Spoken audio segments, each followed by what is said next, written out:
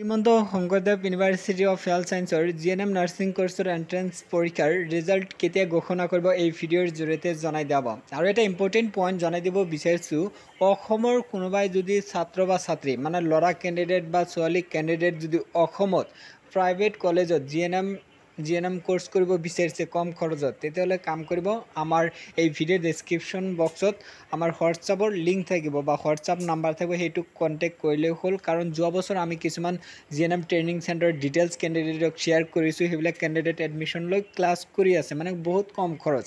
যিবিলাক মই GNM training স্কুলৰ বা ট্ৰেইনিং চেণ্টাৰৰ ডিটেইলছ জনাওঁ, সেইবিলাক শ্ৰীমন্ত শংকৰদেৱ ইউনিভাৰ্চিটিৰ আণ্ডাৰত হয় আৰু আছাম নাৰ্ছিং কাউন্সিলৰ আণ্ডাৰত হয়।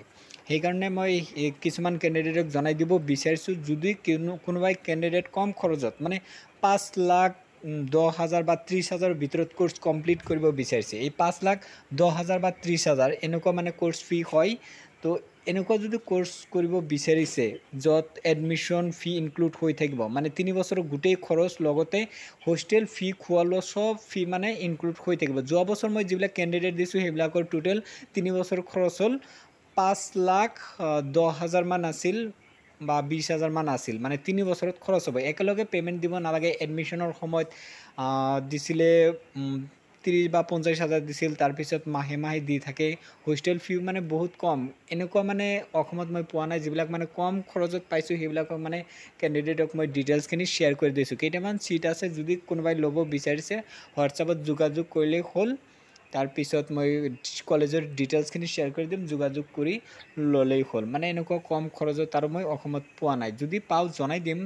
মানে ট্ৰাই কৰোঁ যাতে অসমৰ কেণ্ডিডেট কম খৰচতে মানে ভাল ট্ৰেইনিং চেণ্টাৰত কৰিব পাৰে। কাৰণ কিছুমান ট্ৰেইনিং চেণ্টাৰ আছে বহুত 8 লাখ 9 লাখ লয়, তো কিছুমান কম আছে, সেইবিলাক মই কেণ্ডিডেটক শ্বেয়াৰ কৰিম। এতিয়া জনাই দিয়া হ'ব যে GNM নাৰ্ছিং কোৰ্চৰ ৰিজাল্ট কেতিয়া ঘোষণা কৰিব। মই এতিয়া যিটো তাৰিখ জনাম সেইটো টেণ্টেটিভ। 2024 চনৰ আগষ্টৰ 29 তাৰিখত GNMৰ ৰিজাল্ট দিয়াৰ সম্ভাৱনা আছে। এইটো মই টেণ্টেটিভ ডেট কৈছোঁ।